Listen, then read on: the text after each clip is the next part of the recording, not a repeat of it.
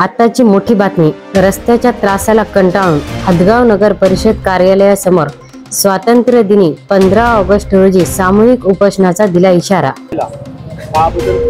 आमच्या हदगाव कोथळा रोड, जुना bus stand ते कोथळा रोड इतका खराब झाला की तुम्ही सांगू शकता पाहून की हे कसं काय झालं. ते नळ योजना कोणती आहे म्हणता, कोणती नळ योजना आपला पाणी फिल्टर का, तो पाणी फिल्टर योजनेसाठी त्या लोकांनी पाईपलाईनसाठी खोदकाम केलं. काम केल्यानंतर ते तसंच त्यांनी काम पुढे पुढे पुढे घेऊन गेले आणि हे पाईपलाईनवर काहीच त्यानं काही त्याच्यावर दगड किंवा काही माती काही सिमेंटचं बांधकाम केलं नाही, काही नाही.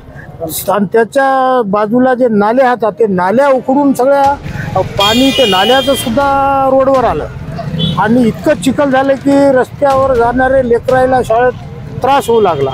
आणि जे वृद्ध लोक आहेत आणि जे कोणी बाया अजून जाणारे येणारे जे काही लोक आहेत त्यांना ते घसरून पडायले.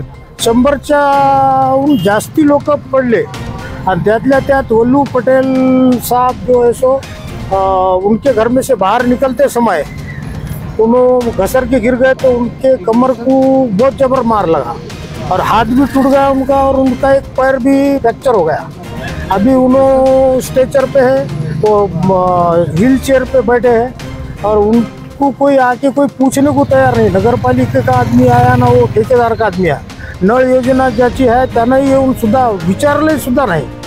आम्ही वारंवार जाऊन त्यांना सांगितलं की बाबा हे चिखल व्हायला तर कोणी ऐकायला तयार नाही. कॉन्ट्रॅक्टरचा माणूस म्हणाला की तुम्हाला काय जमते ते करा.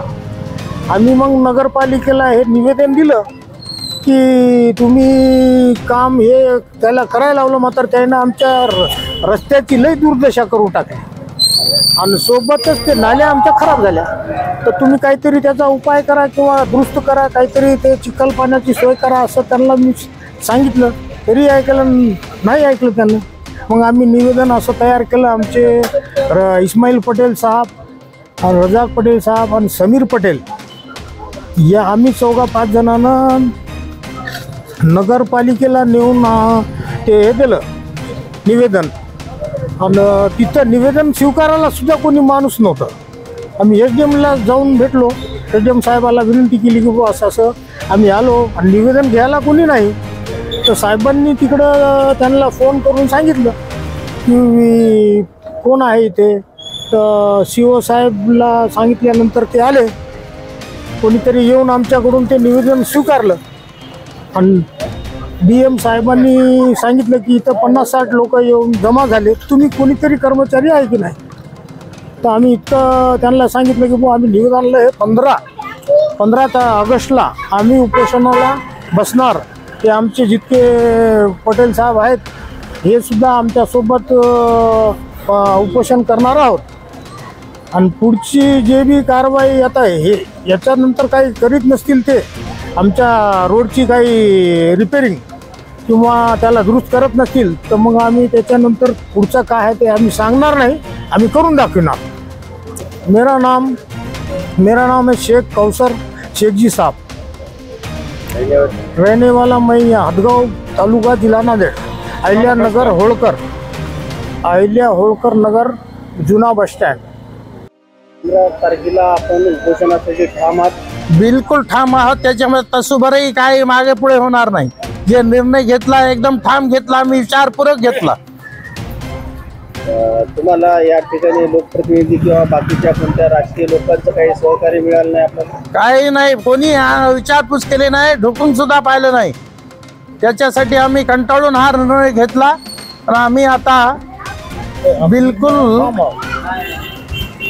उपोषणाला बसणार म्हणजे बसणार. हे 100% तितकंच खरं आहे. आपण किती लोक आहात आणि आपलं नाव काय आणि किती? माझं नाव इस्माईल खान हुसेन खान पटेल, राहणार जुना बस स्टँड हदगाव. एवढं इतकं चिखल आता आहे. आता कोणी जर येऊन बघितलं तर आता चिखल आहे इथं. 15 ऑगस्टला आपण सामूहिक उपोषण बसण्याचा इशारा दिला. आपले नाव? माझं नाव समीर खान अब्दुल्ला खान पटेल, दिव्यांग विकास संघर्ष समितीचा मी संस्थापक अध्यक्ष आहे. आमच्या वार्डामध्ये जे नगरपालिकेने पाणी पुरवठ्यासाठी रोड फोडण्यात आला आहे. पहिला हा रोड सिमेंट रोड होता, आता हा चिखल रोड झाला आहे. त्या रस्त्यावर अनेक शाळकरी मुले असेल, वयोवृद्ध व्यक्ती, नागरिक आहेत, दिव्यांग व्यक्ती आहे, त्या लोकांना चालता येत नाही. घसरगुंट्या पाण्याच्या पावसामुळे घसरगुंटी झाल्यानं अनेक लोक पडून हातपाय मोडत आहेत.